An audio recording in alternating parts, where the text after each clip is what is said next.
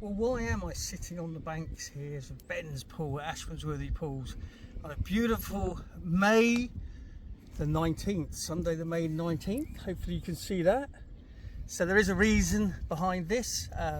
What I'm going to show you now is something that we've been talking about for years, to be quite honest, that there's a radical difference once you introduce lead into a waterway and once you introduce stones into the waterway. And what we're talking about is the natural, I suppose, benefits to the stones and the unnatural negatives to lead. There's a lot of talk, a lot of the narrative in the industry that lead's not a problem because it doesn't dissolve in water. Well, yes and no. It will do in high acidic waters, but very slowly. But the main thing that I've always kind of pointed out, and to be fair, been really ignored, is that all this lead that's being dumped in is harming the substrate life. We're talking thousands of different insects, different invertebrates that actually live and breathe, and they are part of the fish's ecosystem. Without it, they obviously aren't going to be as benefited as if they had a flourishing ecosystem.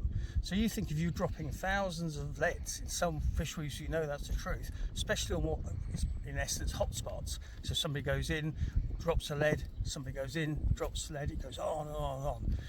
And we've dropped one lead before, and we were literally on the hot spots, so where people were aiming from the corner of islands and things like that. We were literally standing on, well, it was literally thousands of leads. And what I'm saying is, by them being in the substrate, it's a real problem. Fishery ownership and fishery management. And it's not the water quality, it's actually, like I say, it's all the life forms that we're harming by using lead. And this is only one particular negative I want to focus on. So the idea here is, we're going to put some lead in to Ben's, and we're going to put some stones in.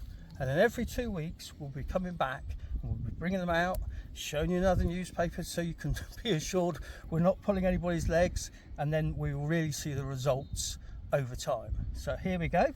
In with the leads first. So I've got some coated ones and some uncoated ones. So they're going to be popped in. And then we've just got 4 of the natural stones. So, and some people actually say, oh, they're bigger than lead, the fish will see them. It's all about what a fish senses, and the fact is that's natural.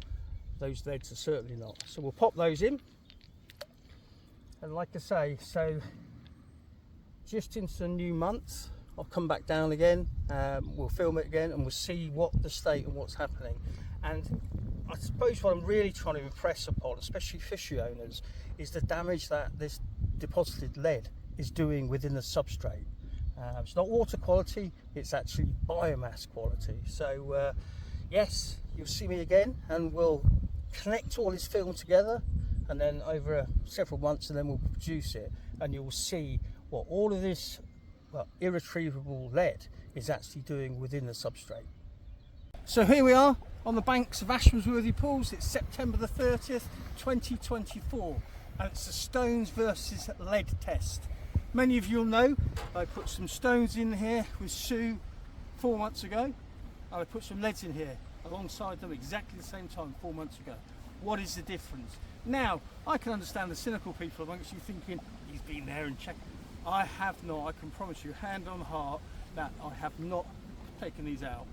So what we're going to do is bring them out, we'll show you what lead looks like, and then we'll show you what stones looks like over that period of time. So, this is what it is. Oh, it's cold. Right. So here's the leads.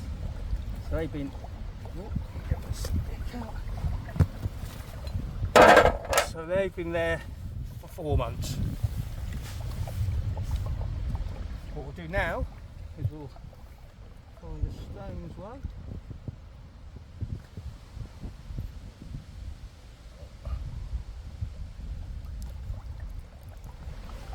These have obviously been in there pretty much next to them.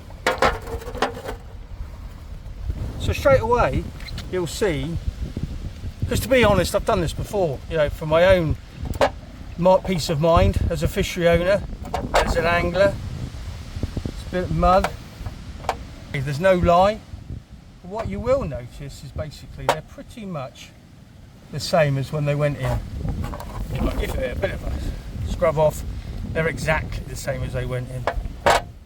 So it proves yet again the point that nothing in nature will live actively on lead. So we come across the stones. So straight away you can see the life forms that have been living on them. The weed that attaches to them, because that's what you really can see here, no weed whatsoever. All the casts, they've coloured, you know, what we'll do is we'll go back and highlight what they went in as, so you can see how they discolour up completely. So a totally different product and totally different results. And so as a fishery owner, do I want to have something in there that can really disrupt the substrate life? So I'm talking about all the micro things that live and breathe within the substrate, the mud. Of course not. And as an angler, do I want something that nature obviously detects as a negative? Of course I don't. I want to catch more fish and I want to do it safely. That is the comparison. Anybody else can go and do that test, leave it in there, and you'll see that things gravitate, things live on them. I mean, these casts here, all kinds of eggs that have been laid on there. And like I say, I can rub them, they just basically become even muddier and dirtier and stained. But you can see all the casts over there, weed growth, nothing on the lead. Give it a quick wipe. It is what it is. It's man-made, it's a toxin, and it's no good in my opinion as an angling tool either, because fish have the ability to detect. Stones from a fishery management point of view are a winner, from an angling point are a winner. Facts don't lie. Honestly, there is something very, very, very serious to consider as anglers and as people who should be looking after the environment. Stones all the way for me.